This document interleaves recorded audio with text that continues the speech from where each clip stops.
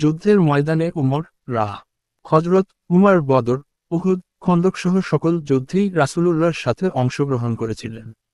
তাছাড়া আরও বেশ কিছু সারিয়া যে সব ছোট অভিযানে রাসূলুল্লাহ নিজে উপস্থিত হননি তে তিনি নেতৃত্ব দিয়েছিলেন।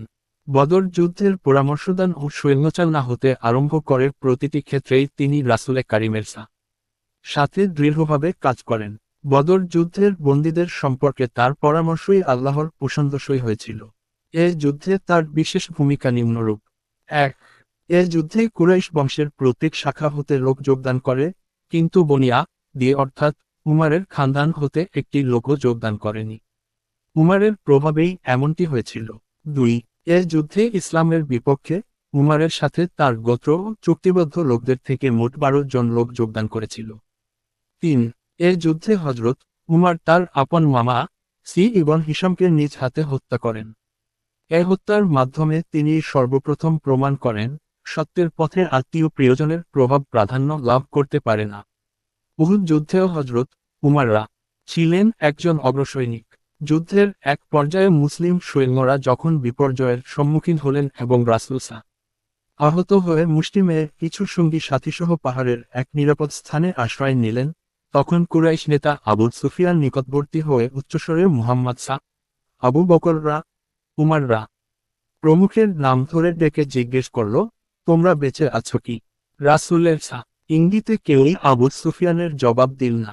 কোন সাড়া না পেয়ে আবু সুফিয়ান ঘোষণা করল, নিশ্চয় তারা সকলে নিহত হয়েছে। এ কথায় উমারের পৌরুষে আঘাত লাগল। তিনি স্থির থাকতে পারলেন না। বলে উঠলে, ওরে আল্লাহর দুশমন, আমরা সবাই জীবিত। আবু সুফিয়ান বলল, ও লু হুবল হুবলের জয় হোক। রাসূলুল্লাহর ইঙ্গিতে উমার জবাব দিলেন, আল্লাহুয়া লাও আজাল্লু, আল্লাহ মহান ও সম্মানী। খন্দকের যুদ্ধেও উমার সক্রিয় ভূমিকা পালন করেন। খন্দকের একটি বিশেষ স্থান রক্ষা করার ভার পড়েছিল উমারের ওপর। আজও সেখানে তার নামে একটি মসজিদ বিদ্যমান থেকে তার সেই স্মৃতির ঘোষণা করছে। এ যুদ্ধে একদিন তিনি প্রতিরক্ষায় এত ব্যস্ত ছিলেন যে তার আসরের নামাজ ফরজ হওয়ার উপক্রম হয়েছিল। রাসূল তাকে সান্ত্বনা দিয়ে বলেছিলেন, ব্যস্ততার কারণে আমিও এখন পর্যন্ত নামাজ আদায় করতে পারিনি। আল ফারুক শিবলিনু মানি ২৫। হুদায়বিয়ার শপথের পূর্বেই হযরত উমার যুদ্ধের প্রস্তুতি আরম্ভ করে দিলেন। পুত্র আবদুল্লাহকে পাঠালেন কোন এক আনসারীর নিকট থেকে ঘোড়া আনার জন্য। তিনি এসে খবর দিলেন, লোকেরা রাসূলুল্লাহর হাতে বায়াত করছেন। উমার তখন রণসজ্জায় সজ্জিত। এ অবস্থায় দৌড়ে গিয়ে তিনি রাসূলুল্লাহর হাতে বায়াত করেন। হুদায়বিয়ার সন্ধির শর্তগুলি বাহ্য দৃষ্টিতে মুসলমানদের জন্য অপমানজনক মনে হল। উমার উত্তেজিত হয়ে উঠলেন। প্রথমে আবু বকর, তারপর খোদ রাসূলুল্লাহর নিকটের সন্ধির বিরুদ্ধে প্রতিবাদ জানালেন। রাসূলুল্লাহ বললেন, আমি আল্লাহর রাসূল, আল্লাহর নির্দেশ ব্যতীত কোন কাজ আমি করিনি। উমার শান্ত হলেন। তিনি অনুতপ্ত হলেন। নফল রোজা রেখে, নামাজ পড়ে, গোলাম আজাদ করে এবং দান খয়রাত করে তিনি গোস্তাকির কাফফারা আদায় করলেন। খাইবারে ইহুদিদের অনেকগুলি সুরক্ষিত দুর্গ ছিল। কয়েকটি সহজেই জয় হল, কিন্তু দুটি কিছুতেই জয় করা গেল না। রাসূল প্রথম দিন আবু বকর, দ্বিতীয় দিন উমারকে পাঠালেন দুর্গ দুটি জয় করার জন্য। তারা দুজনই ফিরে এলেন অকৃতকার্য হয়ে।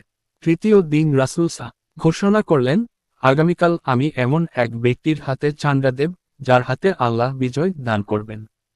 পরদিন সাহাবায়ে কিরাম অস্ত্র সজ্জিত হয়ে রাসূলুল্লাহর দরবারে হাজির। প্রত্যেকেরই অন্তরে এই গৌরব অর্জনের বাসনা। উমার বলেন, আমি খাইবারে এই ঘটনা ব্যতীত কোনোদিনই সেনাপতিত্ব বা সর্দারির জন্য লালায়িত হইনি। সে দিনের এ গৌরব ছিনিয়ে নিয়েছিলেন শের-ই-খোদা আলীরা। খাইবারের বিজিত ভূমি মুজাহিদদের মধ্যে বণ্টন করা হল। হযরত উমাররা তার ভাগ্যের অংশটুকু আল্লাহর রাস্তার ওয়াফ করে দিলেন। ইসলামের ইতিহাসে এটাই প্রথম ওয়াফ। আল ফারুক ৩০। মক্কা বিজয়ের সময় হযরত উমাররা ছাওয়ার মতো রাসূলকে সঙ্গ দেন। ইসলামের মহাশত্রু আবু সুফিয়ান আত্মসমর্পণ করতে এলে উমার রাসূলুল্লাহকে অনুরোধ করেন, অনুমতি দিন এখনই ওর দফা শেষ করে দিই। এদিন মক্কার পুরুষরা রাসূলুল্লাহর হাতে এবং মহিলারা রাসূলুল্লাহর নির্দেশে উমারের নিকট বায়াত গ্রহণ করছিলেন। হুনাইন অভিযানেও হযরত উমার অংশগ্রহণ করে বীরত্ব সহকারে লড়াই করেছিলেন। এই যুদ্ধে কাফিরদের তীব্র আক্রমণে 12,000 মুসলিম বাহিনী ছত্রভঙ্গ হয়ে পড়েছিল। ইবন ইসহাক বলেন মুহাজির ও আনসারদের মাত্র কয়েকজন বীরই এই বিপদকালে রাসূলুল্লাহর সাথে দৃঢ়পদ ছিলেন। তাদের মধ্যে আবু বকর, উমার ও আব্বাসেররা নাম বিশেষভাবে উল্লেখযোগ্য। তাবুক অভিযানের সময় রাসূলুল্লাহর আবেদনের সাড়া দিয়ে হযরত উমাররা তার মোট সম্পদের অর্ধেক রাসূলুল্লাহর হাতে তুলে দেন। রাসূলুল্লাহর ইনতিকালের খবর শুনে হযরত উমার কিছুক্ষণ স্তম্ভিত হয়ে বসে থাকেন। তারপর মসজিদে নববীর সামনে যে তরবারি কুশমুক্ত করে ঘোষণা করেন, যে বলবে রাসূলুল্লাহ ইনতিকাল করেছেন, আমি তার মাথা দ্বিখণ্ডিত করে ফেলব। এ ঘটনা থেকে রাসূলুল্লাহর প্রতি তার ভক্তি ও ভালোবাসার পরিমাণ সহজেই অনুমান করা যায়। রাসূলুল্লাহর ইনতিকালের পর শাকিফা বনী সায়দায় দীর্ঘ আলোচনার পর উমার খুব দ্রুত সিদ্ধান্ত নিয়ে হযরত আবু বকরের হাতে খিলাফতের বায়াত গ্রহণ করেন। ফলে খলিফা নির্বাচনের মহাসংকট সহজেই কেটে যায়। খিলাফতকাল খলিফা হযরত আবু বকর যখন বুঝতে পারলেন তার অন্তিম সময় ঘনিয়ে এসেছে, মৃত্যুর পূর্বেই পরবর্তী খলিফা মনোনীত করে যাওয়াকে তিনি কল্যাণকর মনে করলেন। তার দৃষ্টিতে উমাররা ছিলেন খিলাফতের যোগ্যতম ব্যক্তি। তা সত্ত্বেও উচ্চ পর্যায়ের সাহাবীদের সাথে এর ব্যাপারে পরামর্শ করা সমীচীন মনে করলেন।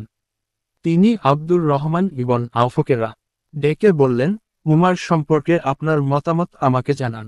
তিনি বললেন, তিনি তো যে কোন লোক থেকে উত্তম, কিন্তু তার চরিত্রে কিছু কঠোরতা আছে।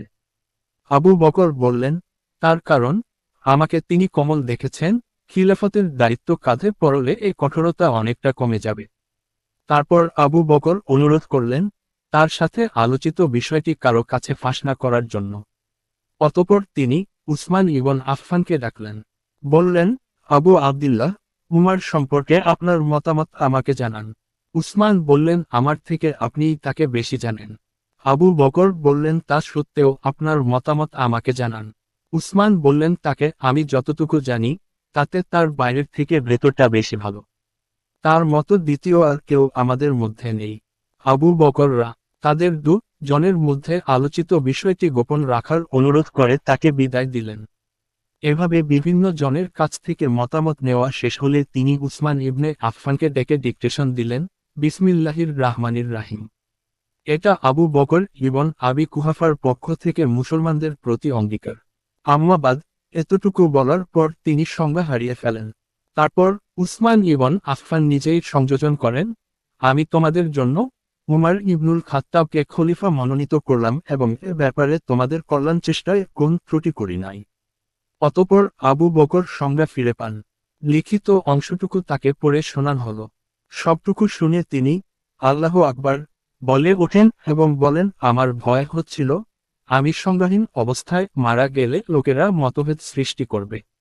উসমানকে লক্ষ্য করে তিনি আরও বলেন, আল্লাহ ইসলাম ও মুসলমানদের পক্ষ থেকে আপনাকে কল্যাণ দান করুন। তাবারি বলেন, অতঃপর আবু বকর লোকদের দিকে তাকালেন। তার স্ত্রী আসমা বিনতু উমাইস তখন তাকে ধরে রেখেছিলেন। সমবেত লোকদের তিনি বলেন, যে ব্যক্তিকে আমি আপনাদের জন্য মনোনীত করে যাচ্ছি তার প্রতি কি আপনারা সন্তুষ্ট? আল্লাহর কসম, মানুষের মতামত নিতে আমি চেষ্টার ত্রুটি করিনি। আমার কোন নিকট আত্মীয়কে এ পদে বহাল করিনি। আমি উমার ইবনুল খাত্তাবকে আপনাদের খলিফা মনোনীত করেছি। আপনারা তার কথা শুনুন, তার আনুগত্য করুন। এভাবে উমারের খিলাফত শুরু হয় হি 13 সনের 22 জামাদিউস সানি মোতাবিক 13 আগস্ট 634 হযরত উমারের রাষ্ট্র শাসন পদ্ধতি সম্পর্কে সংক্ষেপে আলোচনা সম্ভব নয়। 10 বছরের স্বল্প সময়ে গোটা বাইজান্টাইন রোম ও পারস্য সাম্রাজ্যের পতন ঘটান। তার যুগে বিভিন্ন অঞ্চলসহ মোট 1036টি শহর বিজিত হয়। ইসলামী হুকুমতের নিয়মতান্ত্রিক প্রতিষ্ঠা মূলত তার যুগেই হয়।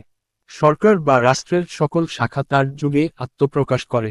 তার শাসন ও ইনসাফের কথা সারা বিশ্বের মানুষের কাছে কিংবদন্তির মতো ছড়িয়ে আছে। হযরত উমার প্রথম খলিফা, যিনি আমিরুল মুমিনিন উপাধি লাভ করেন।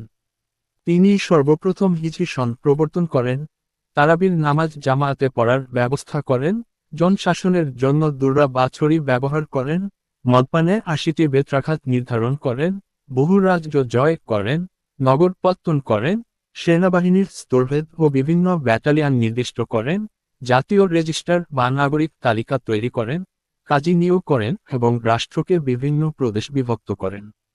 উমাররা ছিলেন রাসূলুল্লাহর অন্যতম খাতিব। নিজ কন্যা হযরত হাফসাকে রাসূলুল্লাহর সাথে বিয়ে দেন। তিনি রাসূলুল্লাহ ও আবু বকরের মন্ত্রী উপদেষ্টার ভূমিকা পালন করেন। ইসলাম গ্রহণের পূর্বে ও পরে ব্যবসা ছিল তার জীবিকার উপায়। খিলাফতের গুরুদায়িত্ব কাঁধে পড়ার পরও কয়েক বছর পর্যন্ত ব্যবসা চালিয়ে যান। কিন্তু পরে তা অসম্ভব হয়ে দাঁড়ালে হযরত আলীরা সহ উঁচু পর্যায়ের সাহাবীরা পরামর্শ করে বাইতুল মাল থেকে বাৎসরিক মাত্র 800 দিরহাম ভাতা নির্ধারণ করেন। হিজরি 15 সনে বাইতুল মাল থেকে অন্য লোকদের ভাতা নির্ধারিত হলে বিশিষ্ট সাহাবীদের ভাতার সমান তারও ভাতা ধার্য করা হয় 5000 দিরহাম। বাইতুল মালের অর্থের ব্যাপারে হযরত উমারের দৃষ্টিভঙ্গি ছিল ইয়াতিমের অর্থের মতো। ইয়াতিমের অভিভাবক যেমন ইয়াতিমের সম্পদ রক্ষণাবেক্ষণ করে, ইয়াতিমের ও নিজের জন্য প্রয়োজন মতো খরচ করতে পারে কিন্তু অপচয় করতে পারে না। প্রয়োজন না হলে ইয়াতিমের সম্পদ থেকে হাত গুটিয়ে নিয়ে শুধু হিফাজত করে এবং ইয়াতিম বড় হলে তাকে তার সম্পদ ফিরিয়ে দেয়। বাইতুল মালের প্রতি উমারের এর দৃষ্টিভঙ্গি সর্বদা তার কর্ম ও আচরণে ফুটে উঠেছে। হযরত উমার সব সময় একটি দুর্রা বা ছড়ি হাতে নিয়ে চলতেন। শয়তানও তাকে দেখে পালাত। তাজকিরাতুল হুফাজ তাই বলে তিনি অত্যাচারী ছিলেন না। তিনি ছিলেন কঠোর ন্যায়ের বিচারক। মানুষকে তিনি হৃদয় দিয়ে ভালোবাসতেন, মানুষও তাকে ভালোবাসত। তার প্রজাপালনের বহু কাহিনী ইতিহাসে পাওয়া যায়। হযরত ফারুকে আজমের ফজিলাত ও মর্যাদা সম্পর্কে কুরআন ও হাদিসে এত বেশি ইঙ্গিত ও প্রকাশ্য বাণী রয়েছে যে সংক্ষিপ্ত কোন প্রবন্ধে তা প্রকাশ করা যাবে না।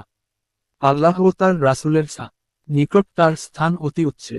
এজন্য বলা হয়েছে, উমারের সব মতের সমর্থনে সর্বদা কুরআনের আয়াত নাজিল হয়েছে। হযরত আলীরা মন্তব্য করেছেন, খায়রুল উম্মাতি বা দা নাবিয়্যা আবু বকর সুম্মা উমার নবীর পর উম্মাতের মধ্যে সর্বোত্তম ব্যক্তি আবু বকর, তারপর উমর। হযরত আব্দুল্লাহ ইবন মাসুদ বলেন, উমারের ইসলাম গ্রহণ ইসলামের বিজয়, তার হিজরাত আল্লাহর সাহায্য এবং তার খিলাফত আল্লাহর রহমত। উমারের যাবতীয় গুণাবলী লক্ষ্য করে রাসূলে করিম বলেছিলেন, লাউ কানা বা দি নাবিউন লাকানা, উমার আমার পরে কেউ নবী হলে উমারই হতো, কারণ তার মধ্যে ছিল নবীদের স্বভাব বৈশিষ্ট্য।